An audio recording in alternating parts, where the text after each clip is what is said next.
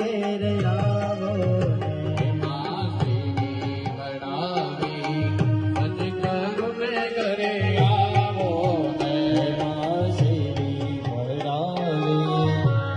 કરો ને ઘેર આવો ને બોલીએ શ્રી કુળદેવી માત કી જય.